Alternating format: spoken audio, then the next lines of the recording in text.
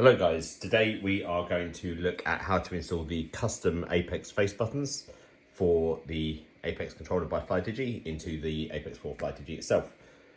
It's not a massively involved process. It does involve a fair bit of undoing the controller, so let's get started. The Apex 4 is a lovely controller. It's got the adaptive triggers. My one here has got my back pedal mod on. I just prefer having these on for all my controllers. So first things first, we need to open up the controller, and to start with that is removing this transparent faceplate. Just pop these sticks off and the D-pad. Just friction fits, you can just give it a pull and it will come off. Then the faceplate will lift off. After that, we've got 4 Torx screws here, here, here and here where the magnets are, so be careful because they will be snatched away by the magnets as you undo them. So this is a T6, we'll just undo this.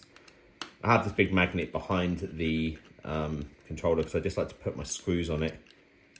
Stops them getting lost. So I have previously opened this up to fit these buttons just because the first time I filmed this video I did not know how to open the controller and it didn't go particularly well. I ended up disconnecting all the sticks by mistake and it was a bit of a pain. So this is the second one, so it should be a bit easier. That's where you can see a little black screw here. This is one I forgot to put in a short while ago. All in all, should take, I don't know, 10 minutes, I would imagine. Right, that's the 4 Torx screws out. You could use a pry tool or spudger, not a pry bar, sorry. I'm going to there's a small notch in here. In there, controller pops off. Just work your way around gently. You don't want to damage the plastic casing. And when you open this controller up, you want to fold it. Imagine there's a hinge here. What it is, there's a ribbon cable that you don't want to dislodge or upset. So that's the controller kind of peeled round. We need to remove these motors. They're just a tiny little connector. Just be careful you don't lift the entire connector off the board. If you do, it just slots back on, but they might need a bit of a wiggle. So little one goes on the left-hand side as you're looking at it. And then the bigger one, which has a plus at the top. This one's minus at the top, this one's plus at the top. I appreciate my hands are in the way so you can't see, but it's the only way I can really get around to this. Take this off because it will fall off and you won't be able to find it, which is what has happened before. Make sure you put this back on as well because I've also forgotten that. So that's good. What we need to do now is move to a Phillips. I just use a small, this is a 00 Phillips here. There are these motor housings, 1, 2, with 2 screws in each. They need to come out. Then there are 1, 2, 3, 4, 5, 6 screws. So let's start with either side of the triggers. There are magnets everywhere in this controller. There's magnets here, which will also snatch the screws off your driver and make putting it in a bit of a pain as well. So we'll get those out. Again, just put a sticker on the magnet because it's easier. I'm going to take out all the board screws first. They're bigger screws than like these ones that are for the stick. So if they're the little screws, you don't need to take them out, okay? So now I'll do this. It's technically the right trigger, but it's on the left-hand side because I've got the controller flipped. Get these out.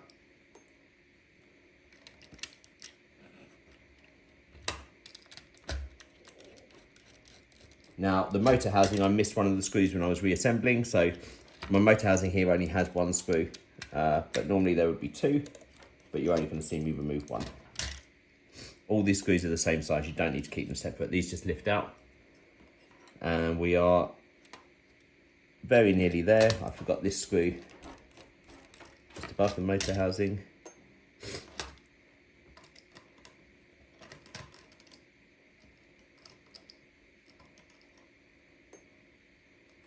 Final screw now. So if you've had your sticks incredibly loose, which is what I did have, you will find, I would recommend tightening them up before you disassemble the controller because they can actually come out of their holes that they screw into. And then when you disassemble the controller, they are not attached, which can be quite frightening if you're not expecting it. So screw them in, it's not a problem. If you forget, don't worry, they just screw back in. To remove this, I now normally, ensuring all the screws are removed, I then push these sticks and then everything is popped out there. So these are the bits I was talking about, can be unscrewed to the point that they come out. When you reassemble this controller, just a heads up, this piece of metal shielding, you want it sort of at a perpendicular angle to the controller, yeah? Just because otherwise it doesn't fit in the slot here. I'm guessing that's some kind of shielding for something. Right, we can discard this piece now, temporarily. We are now left with this piece here. So there are 3 screws. The buttons are behind here. 1, 2, and 3. Now these screws are different, so I'd like to keep these ones separate there, considerably smaller. Yeah, you won't get the mix. If you did mix them up, you'll know what's what. It's not a problem. Sorry for the odd sniff, I've got a bit of a cold. Right, we are now in a position, so what, we're 5 minutes, 55 seconds in, and we have got to the buttons. Obviously, if you were doing this yourself, don't rush through it, just take your time, it's no problem. If you wanted, these buttons are roughly compatible. I think they might be a smidgen taller than the Vader 3 Pro buttons. So you could even like swap them out with that if you wanted to do a good button swap. Just make a note of this pattern. It's kind of like a bit like a W almost. These are wider at the top than at the bottom, just in case you forget which way around this goes. So you can see here, these nubs sit inside these holes. So if the buttons come out with it, great. If not, just pop them out from underneath and then grab them. So you will see, it's hard, you can see these 1, 2, 3, 4. All these shapes are different on all the buttons. That's called keying, and it just means that you can't put the wrong button in the wrong hole. So that's quite useful. So let's get I've got some PAL SNES themed buttons here. I am going to be doing some US of the beautiful two-tone purple, but without them being concave. I feel like that's not going to work great.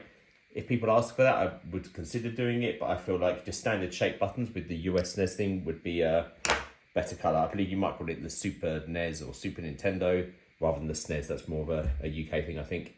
So the SNES buttons, normally A and B are obviously reversed. I'm going to refer to A and B in the Xbox layout, which means the colours are, I'm going for the SNES colour position rather than the SNES colour button. So this here on the SNES is the B button, but it's going to be our A button because that's where it would sit. So if we think about where that's going to be here. We look at the keying. So there's 1 wide and 3 small. Position it so the wide is in, that's in. Okay, next to that on the edge, that's why I've got this more angled button here, is what is our B, and on the SNES would be an A button. Then we have a 3-prong at the top. Again, just look for this is where the bigger gap is. Find the bigger peg or key. Put it in, remember it won't go in if it's wrong. Rotate it until it slips in, then it's all good. And then the final one here is this green one. That's it, right, all buttons are now in place. So we just reverse the steps that we were on. So first of all, membrane, don't forget. Double check everything, because you will find invariably that when you finish this, there will be something left and you will hate yourself and have to undo the controller and do everything again because you've forgotten something. So at every step before you finish assembling, just look, ask yourself, have I left anything out? And if you find anything, you've saved yourself some time. If not, don't worry about it, but at least it's done. Just give the buttons a quick feel. They're all depressing correctly. So if we remember now, it's these 3 very small screws in place. Just remember where you got them out from, because these screws will fit in different places. This one in particular, I have lost in this hole before, which was a pain because it fits in and then doesn't like coming out. So just be sure where things came from and where they're going back to. Because also if you put a screw in the wrong thread, to be fair, this way isn't so bad because a small screw in a big hole isn't going to damage the hole, but a big screw in a small hole is going to tear the plastic out, and then you won't be able to put a small screw in. So that big screw will have to stay in there, and then you have 1 big screw down. Right, that's in place and that's all good. So if we remember, next step was this board. So what I'm going to do, I'm going to bring this controller back over. We'll move this out of the way. Now again, we very much need this sort of like the folding, so we want to be really careful of this ribbon cable. We don't want to damage it in any way. You'll see there's connectors here and a socket here. here, along with this shield that goes in this slot. So if it's not working, if it's not fitting, don't just force it in, because you will damage either the pins on the connector or you will damage the metal shielding that should go in the slot. Just kind of guide everything in and then place it in. Once it's done nicely, that's all good. So now we can start reassembling, do the motor housing last. So we'll do this one that goes just above the motor housing. Don't over tighten these, okay? You want just to feel a bit of pressure and then just come off. If you over tighten them, all you're gonna do is strip the holes. You're not gonna make it more secure or anything, you're just gonna ruin it. So the outside of the triggers are what I'm gonna do next. These ones are easy because there's no magnets here. The inside of the triggers do have magnets, so you might see me fumble. I'm working on this sideways because the camera is where I would normally be positioned. So just to give you guys a good angle on this, appreciate my hands are in the way half the time. So what I'll try is just be careful of the magnet. There you go, it snatched it. They're small screws, so it's not like your screwdriver goes into them loads anyways to get a good angle. But as soon as you get it, just the tip of it in that hole, you're okay. Maybe if I hit, no, I was thinking maybe if I held the triggers down, it would be somewhat easier, but it's, I just need more hands for that.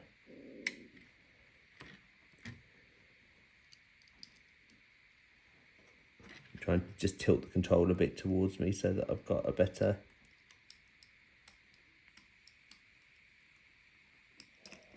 it's in, lovely. Okay, so if we look, we've got 4 screws left, and that would be the 2 motor housings. So they just line up right flush with the edge and then screw those in. So whilst these don't directly, the screws don't hold the board down, like that, but the motor housing does, and then the screws hold the motor housing down. So you do have to remove these ones, which means you have to remove then the motors themselves.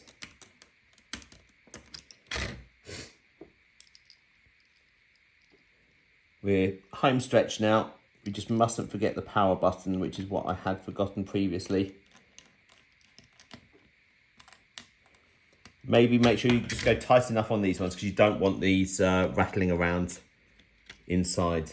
Again, don't over tighten, just make sure they're tight enough. I know that's kind of ambiguous, but that's exactly what it is. So if this ribbon cable comes out, mine has popped out to the point that I've actually broken the clip that holds it in place. So you might see, I don't know if you can see, I've got a plastic shim in there just to hold it in. It's fine, you know, you can work around that. It's just because this controller's been opened up, you know, goodness, 15, 20, 30 times just for designing the back paddles. So if you remember, the left motor was the small one. And that is black at the top.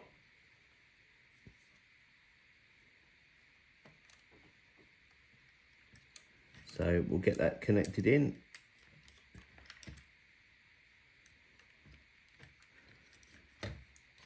Just make sure it's pushed fully in. You'll feel it like it's not a click as such, but there's a feeling as it goes in. Then this one is red at the top. There we go. Oh, you'd even hear that one, I think. Right, double check. Have we got the power button on? So important because it's frustrating having been in that position. Right, when we do this back up, we want to make sure we do not pinch this ribbon cable in the seam. So just keep an eye on it. Just looking at what I've got available, 4 Torx screws, these, that, nothing's left out. No pinching here.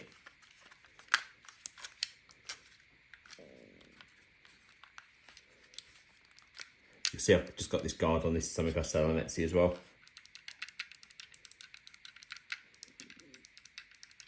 Button's feeling good. Okay, let's get the Torx screws back on. So I'll switch bits.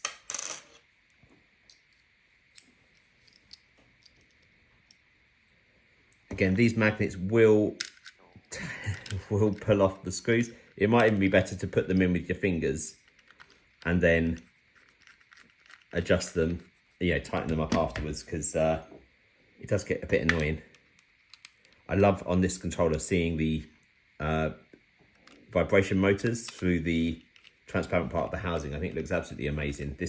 The design of this controller. I have the Evangelion one as well. Beautiful. It's over the top, completely over the top, but it's amazing. I don't particularly use that controller. It's more of a display one, but I love it. I can't wait to see what they're going to do with the Vader 4 Pro. I'd love to see these joystick modules on the Vader 4 Pro, but maybe not as costly as the Apex 4, because the price is rather high. Okay, this is seated. Check the buttons again. That's all good. They're nice and flush. These buttons have to be a bit higher because this adds more thickness. So D-pad on. Sticks on. I would love some grey long sticks for this as well. That's something I'd really like. And we have a finished, assembled SNES style controller, and I will post some screenshots or videos with the SNES themed as well. These will be available on Etsy very shortly. Enjoy.